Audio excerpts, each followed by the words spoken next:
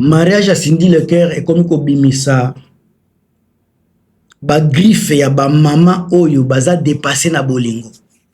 Bato ebele bazon dimate ke Koffi Olomide a légalisé mariage na ye na Cindy Leclerc. Tala ba mama ebele na ba réseaux sociaux. Ba mama o ba échoua foyer bangonde baza kufinga Cindy, baza koloba Cindy ayibi foyer libala ya nani ya mama Alia. Bazolo ba Cindy ayibaki libala ya mama Alia bande konga na sala émission bozela na bande langona fungola bino mémoire na la kisabino ete mama Alia aza mosantu te. Mama Alia pe ayiba libala. Mama Alia ayiba libala. Bana na ye babotami mwana ne ezana bano babotami avant mariage na ye na Koffi Olomide.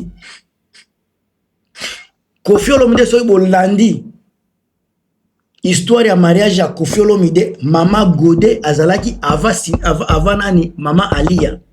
Na 2000 nga na salaki émission na salaki déjà émission na si na sala yango nazongela ngo lelo bo comprendre.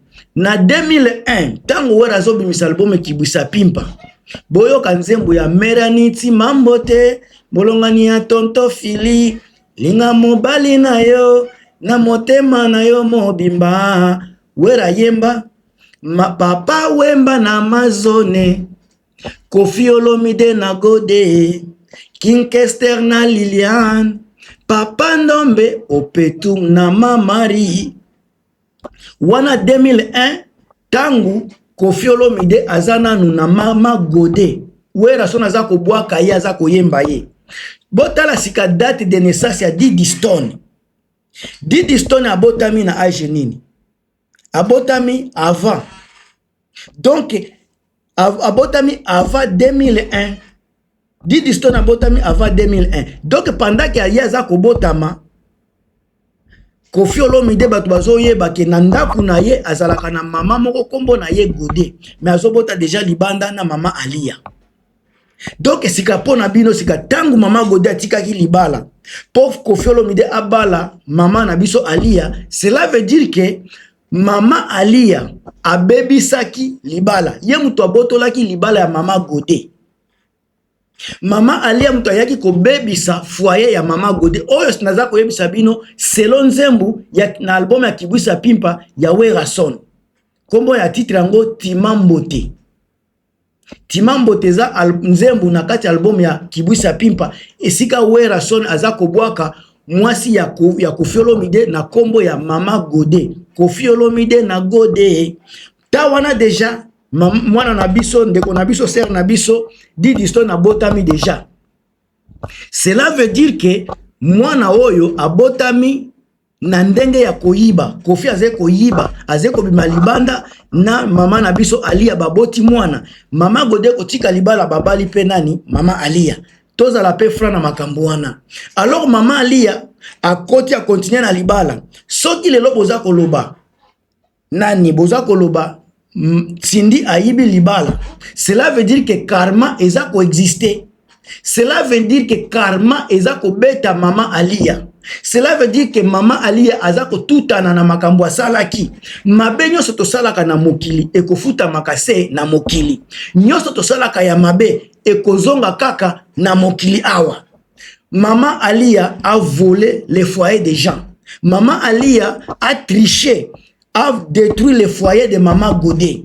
Si aujourd'hui maman Alia également, comme vous êtes en train de dire, elle a été jetée dehors au profit de Cindy Leclerc, c'est parce qu'il y a un karma. Elle avait volé les mariages. Comme tout se paie ici-bas, et il fallait qu'elle puisse perdre également les mariages.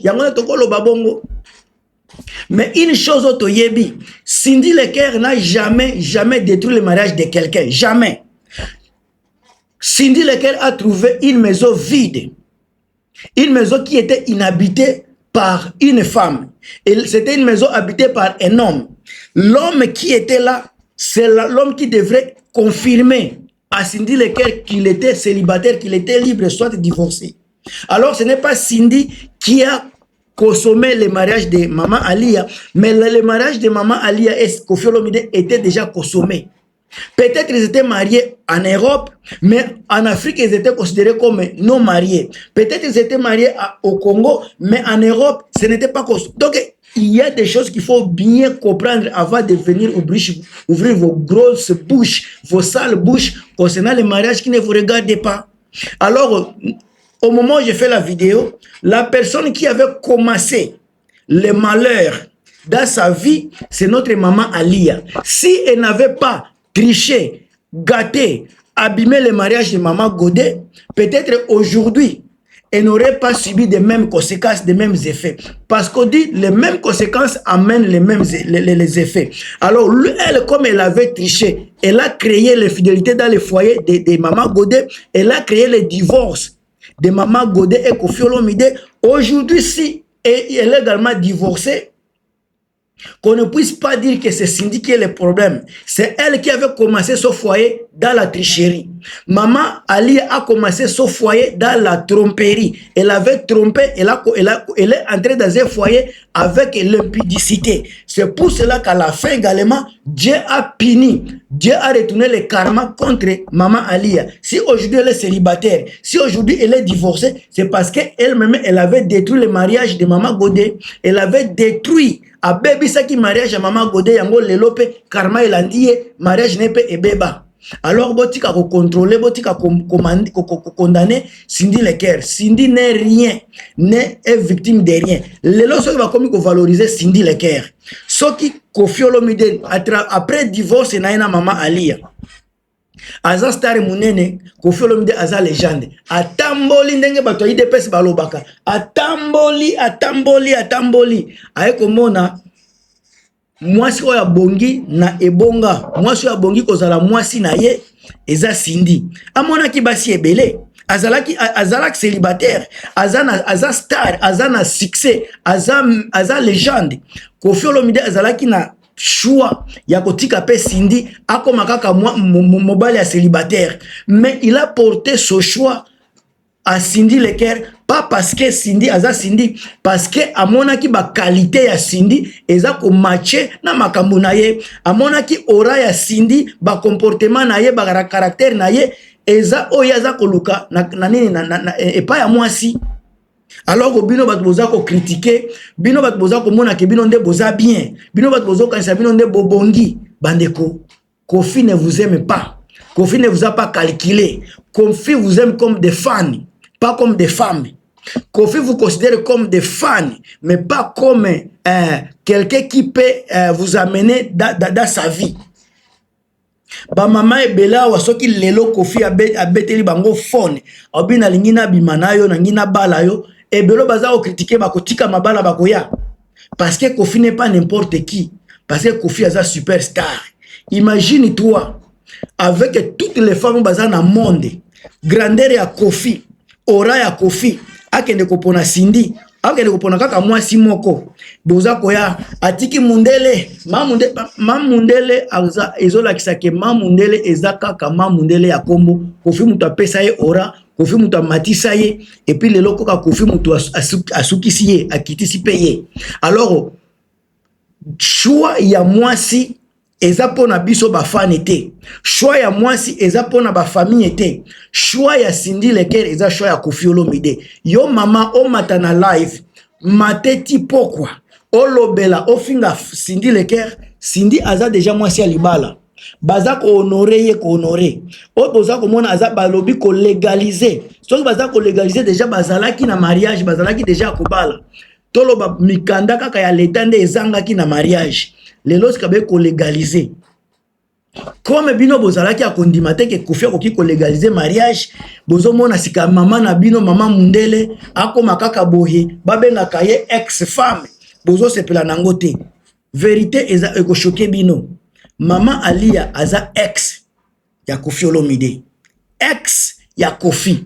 Bon matabo kita azala kitoko te. Azala mulai, azala mukuse, azala pembe, azala soki na zolo ya ndenge nini, akomi ex ya Koffi Olomide, azala déjà ex. Obino boza kofinga. Azala soki azala mwana musala, aza chanteuse. Mama wana ye mutazo sala balua kombo na ye Cindy Olomide akoma mwasi officiel ya Koffi Olomide o bozo mona za ko légaliser kaka mariage o ezalaki déjà donc bo mata bo kita bo panzana oyo so bo kosloba Koffi Olomide songe ambeli asi abali asi aponi na ye mwasi ya vi na ye soki lelo Koffi azate kolo ebonga kolo quartier la te Cindy le cœur et puis eza kutu bien po ye moko ayembaka ako contrôler makambo na ye bien bandeko botika Cindy le cœur na kimia botika ye pena bo pesa ye ba valeur na ye bo pesa ye nyos o esengeli bo pesa parce que aza mwasi ya moto bino bo kipe pena ba mibali na bino surtout ba mama boza ko mata na live boza ko sala live yango ya nini Cindy yango aleki bino na kitoko aleki bino na taille aleki bino na charisme aleki bino na azana mobali ya kilo mobali ya cher